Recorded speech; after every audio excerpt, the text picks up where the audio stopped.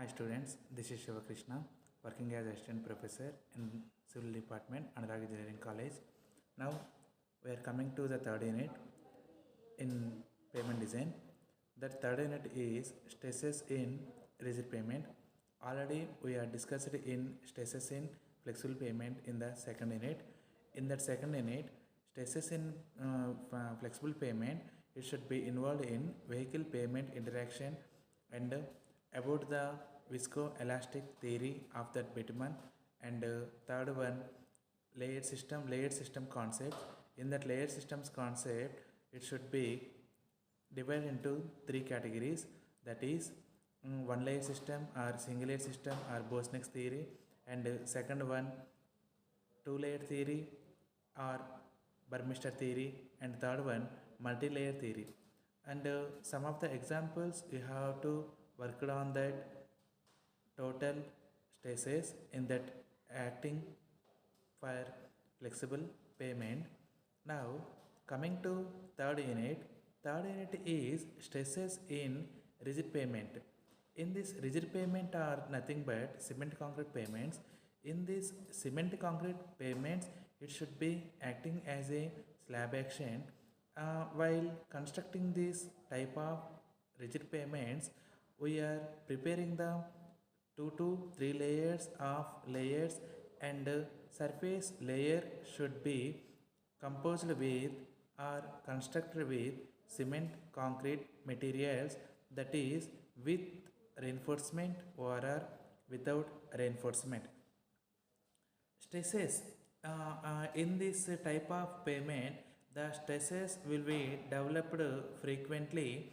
This type of stresses should be acting on wheel loads that should be transferred the load to the layer to layer. This type of stresses will be acting on that surface of the pavement. The nature of these stresses developed a different location. This location not a singular, it should be divided into three categories, that is interior, edge and corner locations in that particular surface pavement. This total load acting on that slab, the stresses should be developed on that particular location. That total distribution will be depending upon the sum of the following factors, like load on that surface and lateral placement of wheel load and flexural strength of that cement concrete slab, and temperature changes at different situations, and moisture will be allocated at that particular location on that scenario, and humidity and location of that joints. These all factors are highly influenced on that particular location, and find out the stresses acting on that particular surface course. The effective stress at the bottom of the concrete slab prevent produce cracks. If you have to provide on that effective stresses on the bottom of the concrete slab, you have to minimize the cracks deformation on that particular surface course. Coming to stresses, first of all, we know that relative stiffness of that subgrade or stiffness of that cement concrete material. How to calculate of that stiffness of the slab is, it is a resistance to slab deflection. It is offered by the subgrade. The subgrade deformation, it is same as to the slab action. Here, the slab deflection, it is a direct measurement. We are using some empirical formulas depending upon the acting on that pressure. This pressure deformation characteristics of rigid pavement lead Westergaard's, it should totally studied on that pavement, and he given some formula to find out the relative stiffness of that slab material. This is the empirical formula by given the Westergaard's, that is EH cube by 12 into 1 minus mu square into k whole power 1 by 4. In these parameters, each one parameters E is the Young's modulus of or modulus of elasticity of cement concrete, that is expressed in kg per centimeter square. Next one, mu. Mu is the Poisson's ratio of that concrete material, and h is the how much thickness should be provided on that rigid pavement surface course thickness, and k is the modulus of subgrade reaction.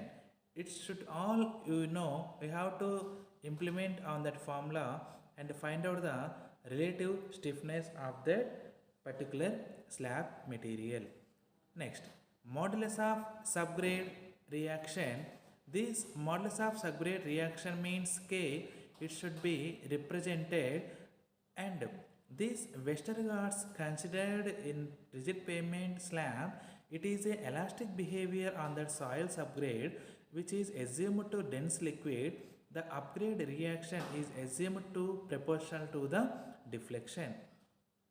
Here, based upon this assumption, Westergaard's defined based upon the assumption the modulus of subgrade reaction K that will be indicated with kg per centimeter cube. It should be given by pressure by deflection. Pressure it is nothing but if we have to use the two types of plates here, that is the one of the rigid plate and one of the flexible plate. By we are using the rigid plate, that width of that plate should be considered as 75 centimeters. At that particular situation, we have to consider the deflection in that particular scenario is 0.125 centimeters, and delta is the displacement taken in that particular location.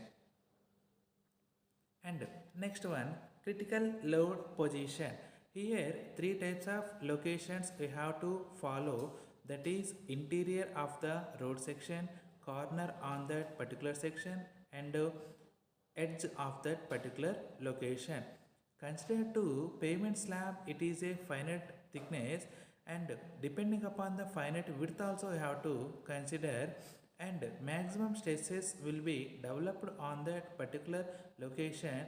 It is the traffic load. It plays a very important major role on that particular location.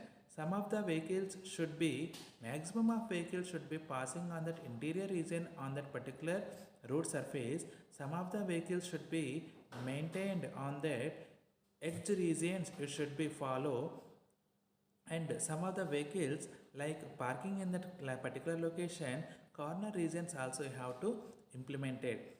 While differing these three types of conditions, the slab continuity exists.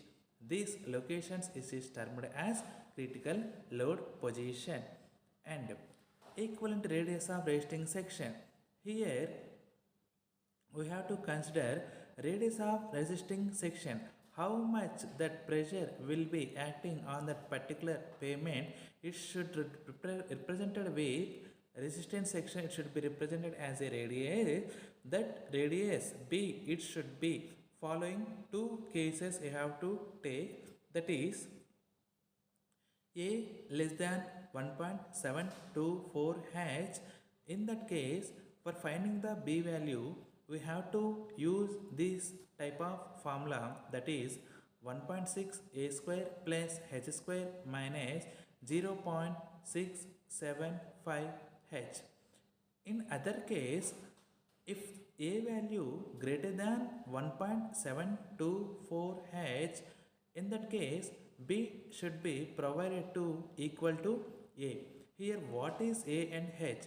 A is the radius of wheel load distribution that will be represented in centimeters, and H is the slab thickness in that particular location we are providing on that particular scenario. Based upon that section, we have to consider wheel load stresses. First of all, wheel load, how much load acting on that particular surface course. The cement concrete slab, it is assumed to be homogeneous and isotropic, and these total materials have behavior as elastic behavior, and this type of deflection will be formed.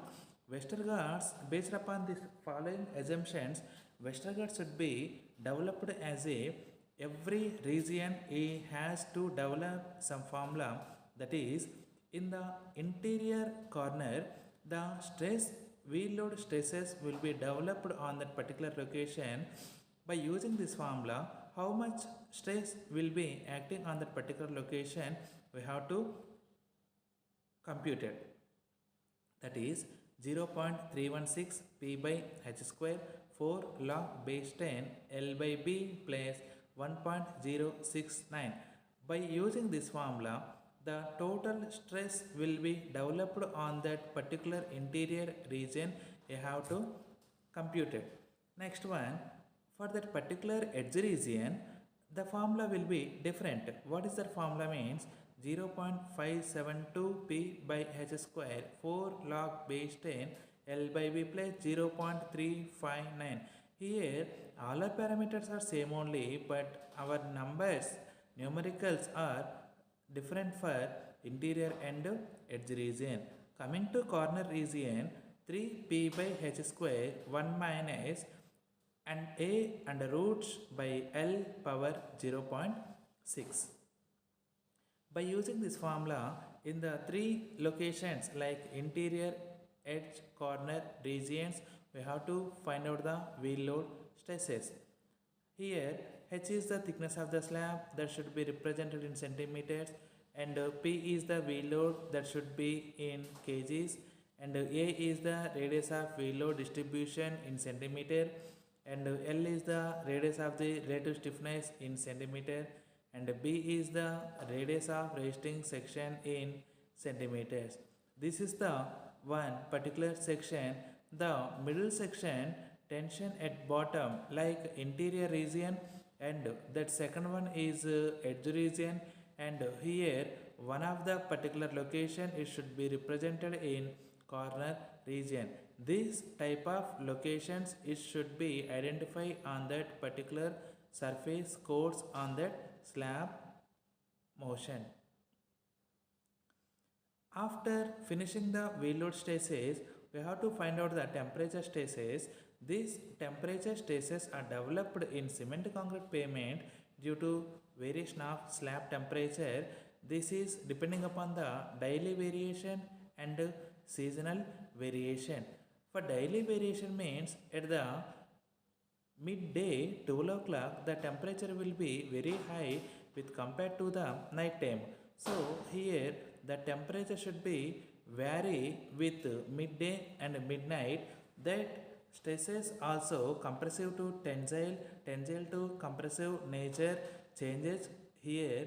So next one, seasonal variation. Seasonal means some of the winter season and some of the summer season. Summer season the maximum temperature will be acting on that particular location, and winter season some of the less temperature will be acting on that particular temperature. This type of temperatures may be probably vary, so that's why only this type of temperature stresses will be very high responsible to acting on that particular pavement.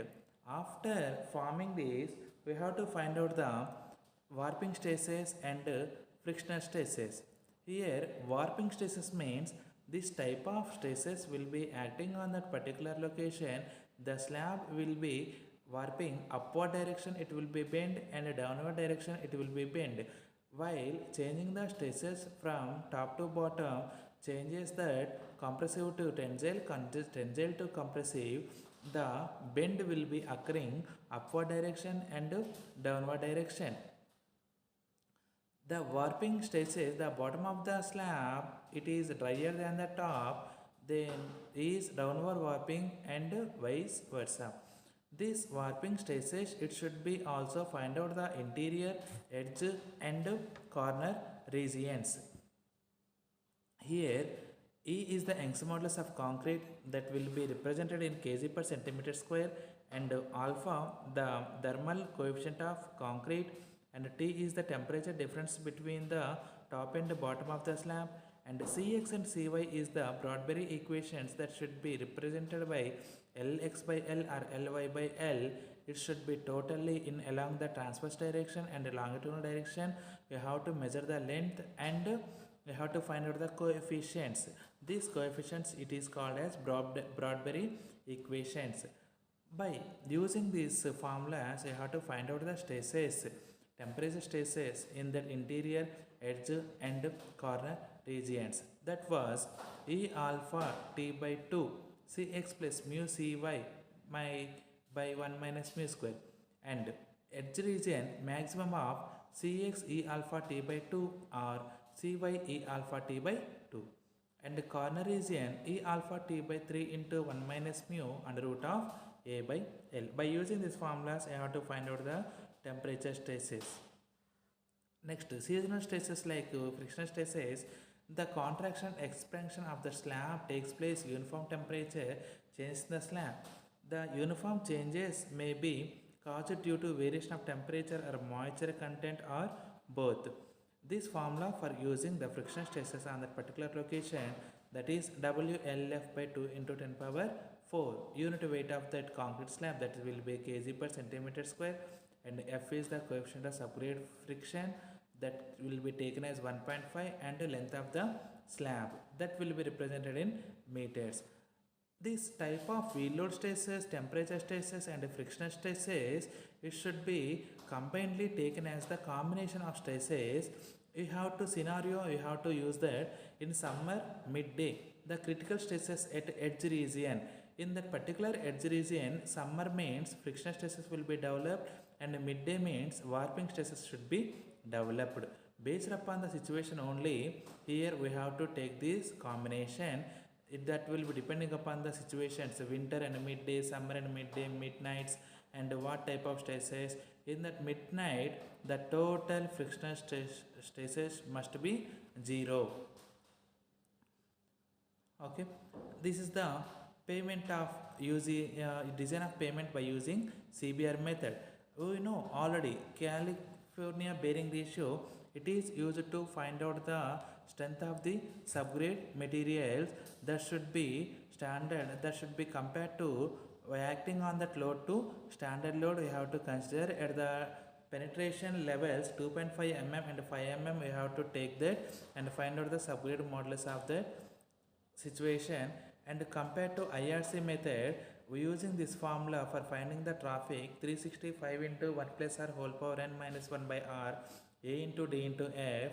This total have to find out the cumulative traffic vehicles passing on that particular location at that particular period. We have to find out by using IRC method.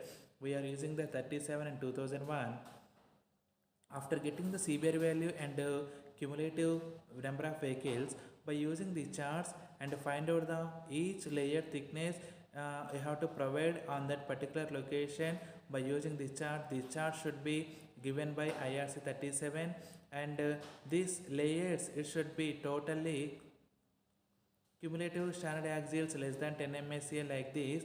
Based upon that, these are the recommended payment up to CBR. Based upon the CBR percentage, you have to provide the thickness of base course, surface course, wearing course, surface course, like that only you have to provide on that particular location. This is the using ASHRAE method. First of all, you have to find out the analysis and find out the traffic and reliability factors and allowable serviceability, subgrade resilient modulus, and design equation of required overall structural number. This is the formula for using the structural number. A1 D1 plus A2 D2 M2 plus A3 D3 M3. 1, 2, 3 are the surfaces like surface, base course and sub base course. M is the drainage coefficients and A is the structural number coefficients. These are the drainage coefficient. You have to improve that location based upon that percentage only. That should be named as the good, fair, poor or very poor. I have to given that feedback.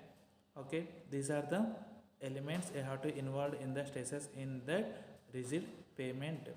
Thank you guys.